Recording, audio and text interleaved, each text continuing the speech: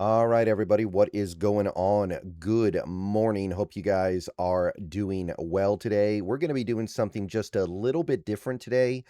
Obviously, we use Pro Football Focus a lot on this channel. We do look at a lot of what they produce, but we're going to do it a little bit differently today because the Seahawks didn't play a game this week. So, given the fact that we have a little bit of free time that we normally wouldn't have because we had the first round bye, it's a pretty good opportunity to take a look at some season-wide trends and season-wide statistics as it pertains to the Seattle Seahawks on Pro Football Focus. Gives us something to do while we're waiting for the game, and since there's only so much you can say about this game. We already played the Niners twice this year, so there's gonna be a pregame video, of course, but until we get there, we're not gonna have a lot to talk about until we get injury reports. We'll probably get those later today, but I want to get into some of this stuff. All right, everybody, before we go any further into the video, I want to take a minute to tell you guys about a wonderful app called Sleeper, a one-stop shop for all your sports needs. You can celebrate and chat about sports in real time with other users. You can get all kinds of scores, sports news, and sports alerts with blazing fast speed. And of course, you can play in fantasy leagues and win real money on picks contests. So enjoy sports with other people in a community. Download the Sleeper app today and remember to use the promo code SBN, that is SBN, for up to $100 match on your first deposit. And they also have a free $20 entry right now, no deposit required. So pair those two up. Terms and conditions do apply. See Sleeper's terms of use for details. Currently operational in over 25 states and growing. Check out the Sleeper app and have fun with sports this year. All right, so this video is gonna mostly be about Sam Darnold. I want to take a look at some of the fun numbers that Pro Football Focus uses to evaluate quarterback play and see how Sam Darnold really stacks up. And the main reason why I'm doing this is because Sam Darnold is one of the more controversial Seahawks right now, and I feel like a lot of people don't really know how to feel about him at this moment. They're kind of waiting to see what happens over the next couple of weeks before they decide how they feel about Darnold. And I want to take a look and see how his 2025 season really stacks up because I feel like some people have forgotten what Sam Darnold was doing earlier this season, um, before the offense kind of changed after the first Rams game. So we're going to take a look at some of these advanced Pro Football Focus metrics, try to get a feel for what Sam Darnold really was for the Seahawks this year. Going to start on the passing grade page, looking at some of the big stats. And I mean that quite literally because you've got big time throws here. Now, a big time throw, little bit of a nebulous concept, I know, little bit of subjectivity, but if you want to look at exactly how Pro Football Focus defines a big time throw, it is a pass with excellent ball location and timing, generally thrown further down the field and slash or into a tighter window. I know, little bit subjective. But if you sort by big time throws in the NFL this season, Sam Darnold is 7th with 29 of them, right? And other than Matthew Stafford, who was living on his own planet this year with 50 of them, you can see that the guys ahead of him only were a few ahead of him. Trevor Lawrence, Jordan Love, Bo Nix, Dak Prescott, Caleb Williams. Like these guys, they're very, very close. It's a very, very close race between these guys, and then Stafford's on his own planet. So understand that if you take a look at this number, and I know it's just a couple of throws a game, but these are often the throws that define who the best quarterbacks are in the league at any given time. And Darnold does very well here. And if you sort by big time throw percentage, this is interesting because remember, Darnold doesn't throw the ball very much. He's third. He's third behind only Stafford and Jordan Love. And he's barely behind Jordan Love. So once you actually account for the fact that Darnold is a low volume quarterback, it comes out very, very strongly for him. So I think this is something that you have to really consider when you're evaluating his play this year. And then you've got turnover worthy plays. And this is also very interesting. And I know that Sam Darnold led the league in turnovers this year for quarterbacks, or at least I believe that he did. If he didn't, he was very, very close. but I do believe he led the league in turnovers. If you look at Pro Football Focus's turnover-worthy plays, which is basically trying to filter out the stuff that is not the fault of the player, he goes all the way down to 10th in turnover-worthy plays. In fact, he had more turnovers this year than turnover-worthy plays with 19. And you can see there are 9 quarterbacks that had more than Darnold this year. Now, if you go by turnover-worthy play percentage, he's tied for 7th. It's a little bit worse. But the thing that I'm trying to get to here is, in terms of the turnover stuff, yeah, Darnold has a little bit of a problem. At the same time, he's been pretty unlucky this year. I think that's a reasonable assumption to make here, and it's a reasonable conclusion. He's been a little bit unlucky, and if we run it back next year in a similar offense or the same offense, there's a very good chance that he will be a lot better just because of luck. So beyond that, some other interesting stuff. Average depth of target. Now, if you'll remember, Sam Darnold was basically number one in this stat for most of the season. And the way the offense played at the end of the year was so different. He dropped all the way to basically ninth place at 8.7. There are a couple players that had a full yard on him, which really illustrates how different the offense was as the season ended. Adjusted completion percentage. I thought this was interesting. Very good, very high adjusted completion percentage, 78.3.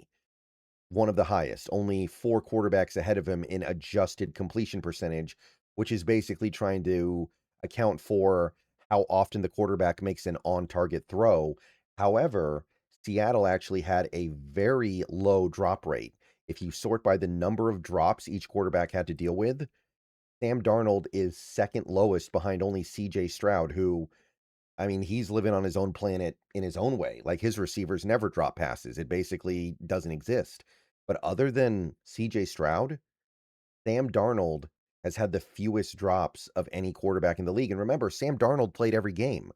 Tyler Shock didn't, Brock Purdy didn't, Lamar Jackson didn't, Daniel Jones didn't, and CJ Stroud didn't either, actually. So it's it's kind of interesting to note that. I think that's a really fascinating thing, that his adjusted completion percentage is so good, even though he really didn't have to deal with very many drops. If you sort by drop percentage, you can see it's also very low. So we're kind of doing pretty well on both sides of that. Batted passes, this is one area where Darnold had problems this year. He was close to the league lead in passes batted down at 15. That is something that I hope can be worked on down the line. But this year, for whatever reason, he just kept having passes get batted down, almost won a game, and in the top 4 for the whole league. Okay, so that's just kind of some basic baseline stuff. I wanted to go a little bit deeper, though. So we're going to go into some of these other advanced tabs that PFF has for quarterbacks, like passing depth.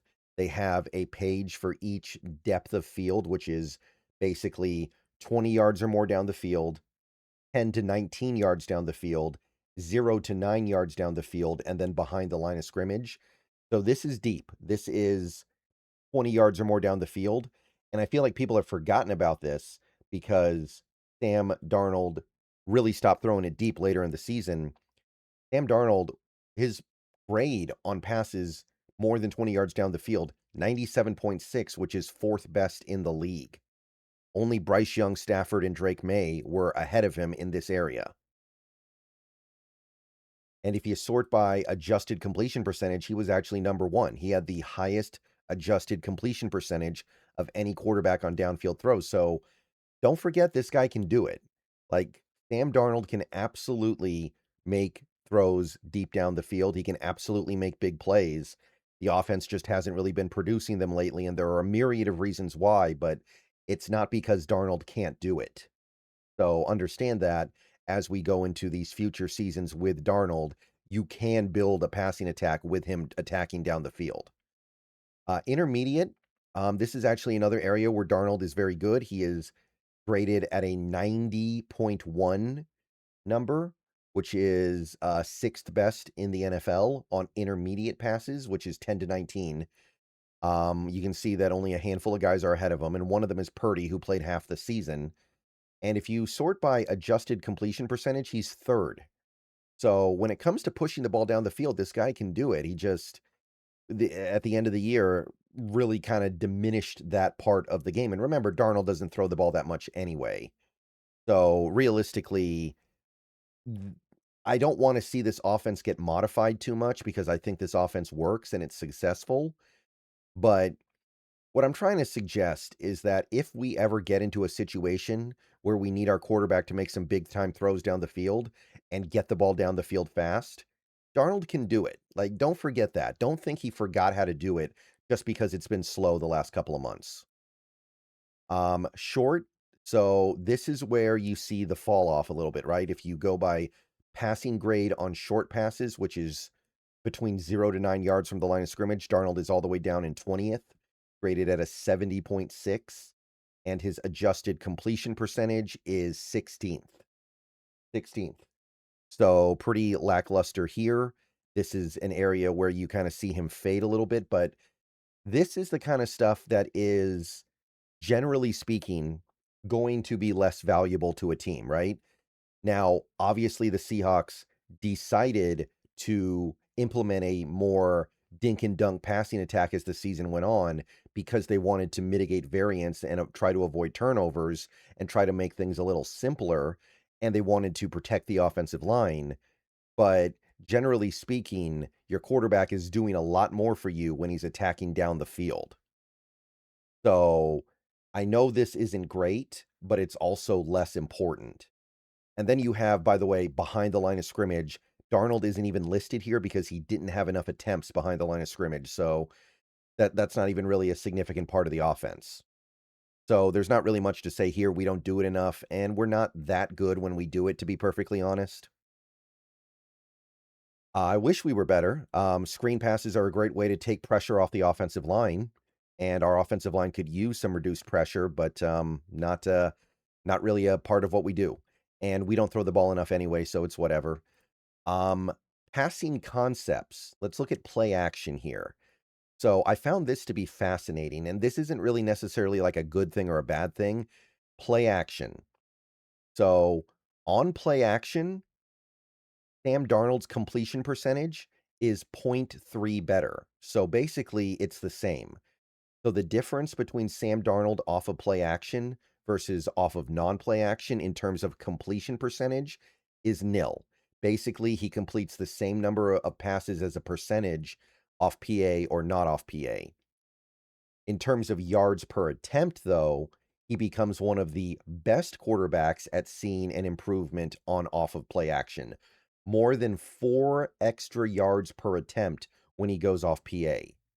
Lamar Jackson is the only one that has a higher yard per attempt increase. So that's really unique. You're not going to see that very much with a lot of these other players. You'll see some kind of fluky looking numbers, but this is actually very odd to me that Darnold would not be able to complete more of his passes, but off of play action, he becomes a downfield phenom. And in standard dropback, he's more of a check down guy. Now, in terms of actually how much Seattle ran play action, their dropback percentage was 10th with Darnold. So 27.6 of his dropbacks are off of play action.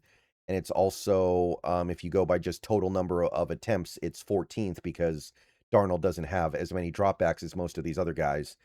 His completion percentage off of play action is 10th. So you actually look at it, his play action numbers are not that extraordinary compared to his normal dropback numbers, except for yards per attempt. That is the one category where you look at it and you go, oh, this is why Darnold is so much better off play action. He is also second in the league in big time throws, and he is by far number 1 in the league in big time throw percentage off of play action. So there is that difference here, but you had to look for it. It wasn't immediately obvious, but I do find it very interesting that it is there. All right, screen passes, there's not going to be a ton to say here. If you go by screens, Darnold only has 42 of those this year, 42 dropbacks that ended in a screen, which is 15th. And as a percentage of his total dropbacks, it is 17th. So not really something we do that much. On those screen passes, Darnold was not, I'm sorry. No, there we go. Yeah, he was completing a high percentage of his passes, I guess. But in terms of yards, or let's go by yards per attempt because that's going to be a little bit more accurate. He was 10th, so not terrible, not bad, but you can see in terms of the grading, he was just kind of mediocre. So this is just an area where Seattle doesn't really do all that much. There's not much to say. They're okay, and it's something that I'm a little bit surprised it didn't get better this year. I do think it got better as the year went on, though, and maybe we're going to see it more in the playoffs. All right, time in pocket. This is always a fun one to look at, I think. So, time in pocket, Sam Darnold, 7th in the league. Average time to throw on all dropbacks, 2.74 seconds. You can see that a couple of guys were way quicker. Tua, Jared Goff, Aaron Rodgers. Joe Flacco was noticeably faster, and Stafford and Shock were basically in the same area, and same with Daniel Jones and Dak Prescott. But Darnold, 7th fastest to get the ball out of his hands. And on actual passing attempts, plays where he actually got a pass off, though, he is down at 14th. So kind of a interesting mishmash of data here. And you can see that when he gets sacked, on plays where he gets sacked, he is getting sacked pretty quickly. That is one thing to note here. Only CJ Stroud and Jared Goff get sacked faster than Sam Darnold. So that would indicate that there is a little bit of an issue with this offensive line still, even though it's getting better. There is an issue with picking up blitzes, I think. There is an issue with dealing with some of these more exotic looks. So kind of interesting, definitely kind of compelling data here. I think this would be an indication that there's just some stuff that this offensive line is blowing, and they get beat a little bit too quick when they do get beat. But Darnold is doing a very good job getting the ball out of his hands fast, and that's something that he's obviously needed to do. And here's a final category that I think is really interesting: allowed pressure. This basically tries to figure out when a quarterback is to blame for a pressure that he got. So if you take a look at this first column here, APDB, the number of dropbacks when under pressure, you can see that in terms of total number of dropbacks where there's pressure on Darnold, 145. So that's about 8.5 a game. So that's 18th. And of those pressures, they only have given 13 as something to blame Darnold for. So that is 28th. 28th in pressures allowed. So Darnold is not to blame for a lot of these pressures. It is very rare where Darnold actually takes a sack or gets pressured or whatever, and it's his fault. And to a certain extent, that was part of the problem earlier this year when he would throw an interception rather than take a sack. And you can actually sort here, and this is actually really fun as well. Quarterback, percentage of dropbacks with some responsibility for the pressure. Let me sort this a little bit better so we can filter out some of the guys who barely played. But if you sort by quarterback percentage of plays where they had some responsibility for a pressure, Darnold is at 9%, which is 20th in the league out of 22 qualifying quarterbacks. Only Flacco and Stafford were lower. So Darnold, whatever you think of him, is doing a phenomenal job of not being the reason why the team is getting pressured. If you go by offensive line percentage, it's 4th. So the offensive line is to blame for a vast majority of the pressure on Darnold. You can also sort it by position. You can go left tackle here. You can see that they're the 9th highest at left tackle. And you go by left guard, you can see that they're 9th highest at left guard, or tied for 9th highest. Center, they are 7th highest. Right guard, it is 9th highest. And right tackle is 10th highest. So basically, every position is kind of the same. Center's a little bit higher. And then you also have, I guess, tight end. This is really kind of unique. Sam Darnold is the most pressured quarterback in the league, where in terms of percentage of pressures that are to be blamed on the tight end. So I mean, we all love AJ Barner, but he got most of the tight end snaps this year. So if there's anybody to put that one on, it's probably him. So pass protection, step it up a little bit. And other, which would be mostly running backs, maybe a little bit of fullbacks. Darnold, ninth, just kind of hanging out in the middle here. Remember, only 22 quarterbacks qualify. So interesting stuff here. But the point I'm trying to get to here, and the reason why I made this video is just to illustrate that I know the last couple months have been a little bit of a struggle, a little bit of a challenge. Darnold had a very good season, and he's doing a lot of things right here, and he's doing it in an offense that is brand new to this team. He's doing it with a team that he just joined last offseason, and he's doing it on a team that is, by the way, spending the least amount of money on their offense of any team in the NFL. All right.